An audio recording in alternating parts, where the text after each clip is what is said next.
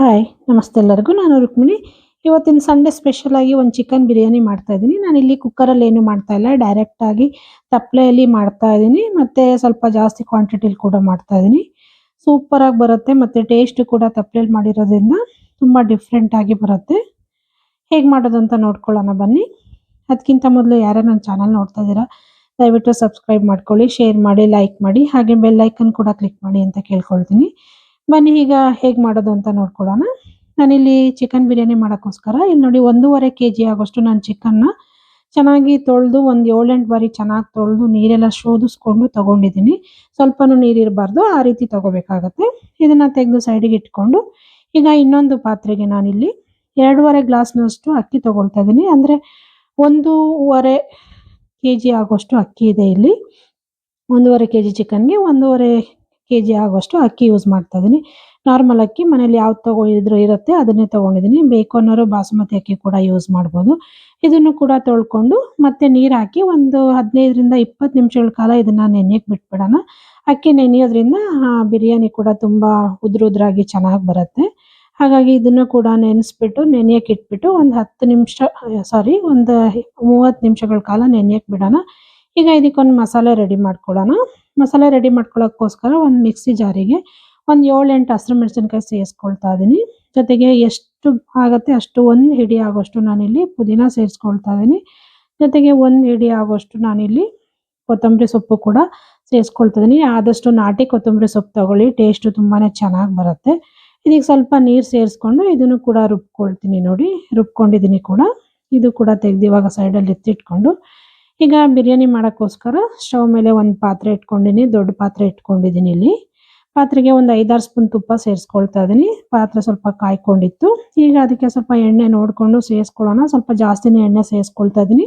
ಸ್ವಲ್ಪ ಜಾಸ್ತಿ ಕ್ವಾಂಟಿಟಿಲಿ ಮಾಡ್ತಾ ಇರೋದ್ರಿಂದ ನೀವು ನೋಡಿಕೊಂಡು ಸ್ವಲ್ಪ ಮಾಡಿದ್ರೆ ಸ್ವಲ್ಪ ಎಣ್ಣೆ ಸೇರಿಸ್ಕೊಳ್ಳಿ.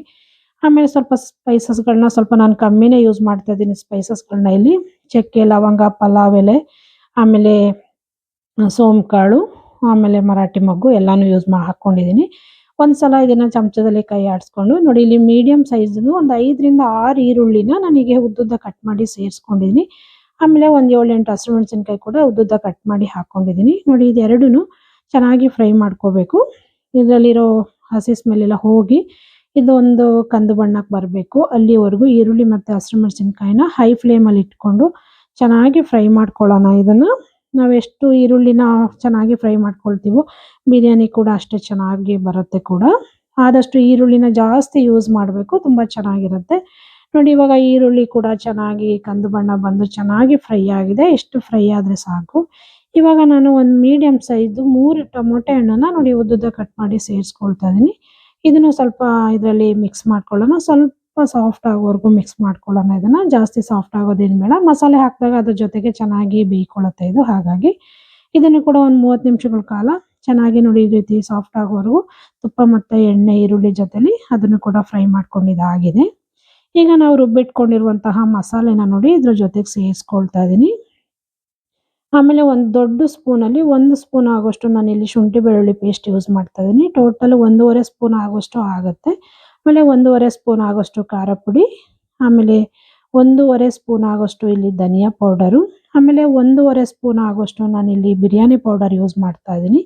ಆಮೇಲೆ ಅರ್ಧ ಟೀ ಸ್ಪೂನ್ ಆಗೋಷ್ಟು ನಾನಿಲ್ಲಿ ಅರಶಿನ ಪುಡಿ ಯೂಸ್ ಮಾಡ್ಕೊಳ್ತಾ ಇದ್ದೀನಿ. ನೋಡಿ ಇಷ್ಟನ್ನು ಹಾಕ್ಕೊಂಡು ಇದನ್ನು ಚೆನ್ನಾಗಿ ಮಿಕ್ಸ್ ಮಾಡ್ಕೊಳ್ಳೋಣ. ಮಿಕ್ಸ್ ಮಾಡಿಕೊಂಡು ಇದನ್ನು ಫ್ರೈ ಮಾಡ್ಕೊಳ್ಳೋಣ. ಮಸಾಲೆ ಚೆನ್ನಾಗಿ ಫ್ರೈ ಆಗಬೇಕು. ಅಲ್ಲಿವರೆಗೂ ಇದು ಒಂದಕ್ಕೊಂದು ಹೊಂದ್ಕೊಳ್ಳೋವರೆಗೂ ಚೆನ್ನಾಗಿ ಇದನ್ನು ತಿರುಗಿಸ್ಕೊಂಡು ಫ್ರೈ ಮಾಡ್ಕೊಳ್ಳೋಣ.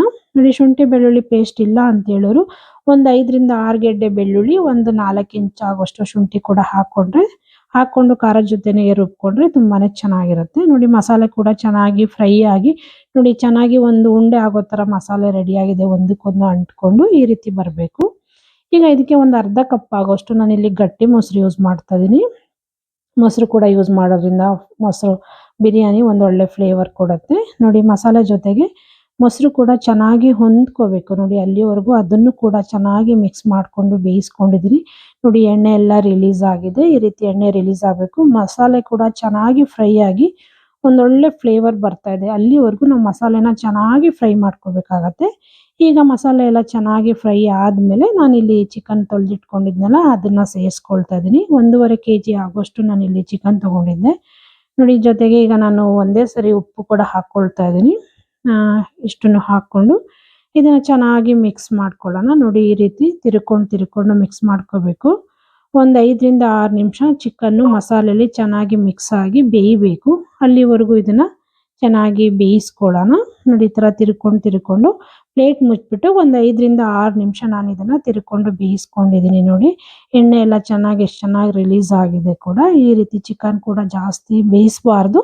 ಒಂದು 5ರಿಂದ 6 ನಿಮಿಷ ಬೇಯಿಸಿದ್ರೆ ಸಾಕು. ನಾವು ಜಾಸ್ತಿ ಬೇಯಿಸ್ಬಿಟ್ರೆ ಆಮೇಲೆ ಚಿಕನ್ ಎಲ್ಲ ಪುಡಿ ಆಗಿಬಿಡುತ್ತೆ.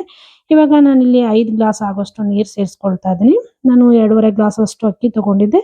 ಅದಕ್ಕೆ ಡಬಲ್ ಆಗಿ 5 ಗ್ಲಾಸ್ ಅಷ್ಟು ನೀರು ಕೂಡ ಸೇರಿಸ್ಕೊಂಡು ಇದನ್ನು ಚೆನ್ನಾಗಿ ಮಿಕ್ಸ್ ಮಾಡ್ಕೊಳ್ಳೋಣ. ನೋಡಿ ಈ ರೀತಿ ಒಂದ್ಸಲ ಚೆನ್ನಾಗಿ ಮಿಕ್ಸ್ ಮಾಡಿಕೊಂಡು ಪ್ಲೇಟ್ ಮುಚ್ಚಿಬಿಟ್ಟು ಇದನ್ನು ಕುದಿಯಕ್ಕೆ ಬಿಟ್ಬಿಡೋಣ. ಇದು ಚೆನ್ನಾಗಿ ಕುದಿಬೇಕು.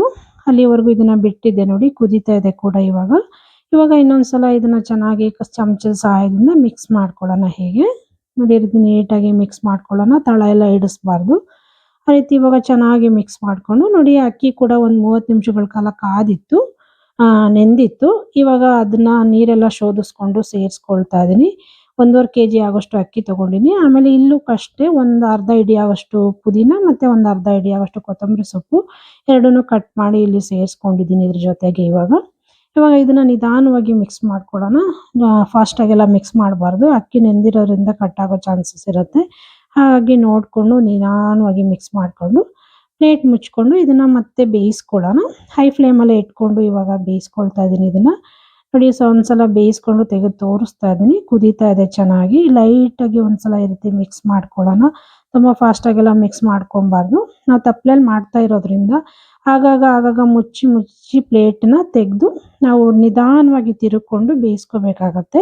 ಇಲ್ಲಾಂದರೆ ತಳ ಇಟ್ಕೊಬಿಡತ್ತೆ. ಹಾಗಾಗಿ ನೋಡಿ ಈಗ ಮತ್ತೆ ಒಂದು 2 ನಿಮಿಷ 3 ನಿಮಿಷ ಬಿಟ್ಟು ತೆಗೆದು ತೋರಿಸ್ತಾ ಇದ್ದೀನಿ. ನೋಡಿ ಇವಾಗ ಒಂದು ಅರ್ಧ ಭಾಗ ಬೆಂದಿದೆ ಕೂಡ ಅಕ್ಕಿ. ನೋಡಿ ಎಷ್ಟು ಚೆನ್ನಾಗಿ ಕಾಣಿಸ್ತಾ ಇದೆ ಕೂಡ. ಇನ್ನು ಒಂದು ಅರ್ಧ ಭಾಗ ಬೇಯಬೇಕು. ಇದು ಒಂದು ಅರ್ಧ ಭಾಗ ಆಲ್ರೆಡಿ ರೆಡಿ ಆಗಿದೆ. ಈ ರೀತಿ ನಿಧಾನವಾಗಿ ತಿರುಗಿಸ್ಕೊಂಡು ಇದನ್ನು ಮತ್ತೆ ಲೈಟಾಗಿ ಬೇಯಿಸ್ಕೊಳ್ತೀನಿ. ನೋಡಿ ಮೀಡಿಯಂ ಫ್ಲೇಮಲ್ಲಿ ಇಟ್ಕೊಂಡು ಬೇಯಿಸ್ಕೊಳ್ತೀನಿ. ಇವಾಗ ಹೈ ಫ್ಲೇಮಲ್ಲಿ ಇಟ್ಕೋಬಾರ್ದು, ತಳ ಹಿಡ್ಕೊಂಡ್ಬಿಡತ್ತೆ. ಮತ್ತೆ ಪ್ಲೇಟ್ ಮುಚ್ಚಿ ಮತ್ತೆ ಒಂದು 2 ನಿಮಿಷ ಬೇಯಿಸ್ಕೊಳ್ತೀನಿ. ನೋಡಿ ಇವಾಗ ಒಂದು 2 ನಿಮಿಷ ಆಗಿದೆ. ಮತ್ತೆ ತೆಗೆದು ತೋರಿಸ್ತಾ ಇದ್ದೀನಿ. ನೋಡಿ ಈ ರೀತಿ ಲೈಟಾಗಿ ನಿಧಾನವಾಗಿ ತಿರುಗಿಸ್ಕೊಳ್ಳೋಣ. ಆಲ್ಮೋಸ್ಟ್ ಬೇಯ್ತಾ ಬಂದಿದೆ ಇವಾಗ ಇದು.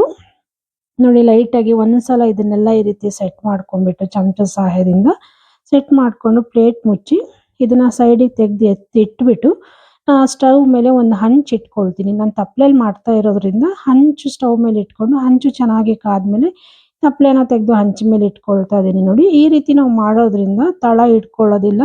ಒಂದು ರೀತಿ ದಮ್ ಕಟ್ಟಿದ ಬಿರಿಯಾನಿ ಥರನೇ ಬರುತ್ತೆ. ಟೇಸ್ಟು ಕೂಡ ಅಷ್ಟೇ ಚೆನ್ನಾಗಿ ಬರುತ್ತೆ. ನೋಡಿ ಆಗಿದೆ. ಇವಾಗ ತೋರಿಸ್ತಾ ಇದ್ದೀನಿ ತೆಗೆದು.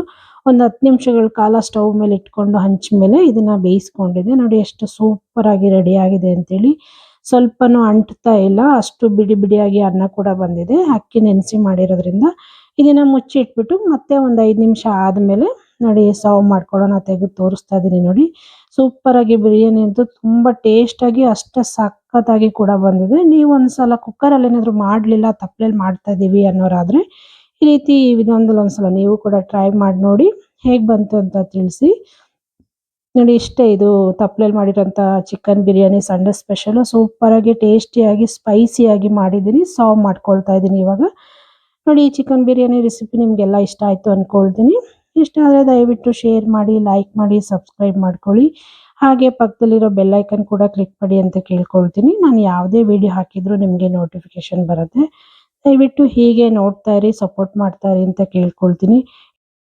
ಹೀಗೆ ಇನ್ನಷ್ಟು ಸಿಂಪಲ್ ಹಾಗೂ ಈಸಿ ರೆಸಿಪಿಗಳಿಗಾಗಿ ದಯವಿಟ್ಟು ಆಡಿ ಅಡುಗೆ ಮನೆ ಚಾನಲ್ ಸಬ್ಸ್ಕ್ರೈಬ್ ಮಾಡ್ಕೊಳ್ಳಿ. Thank you friends.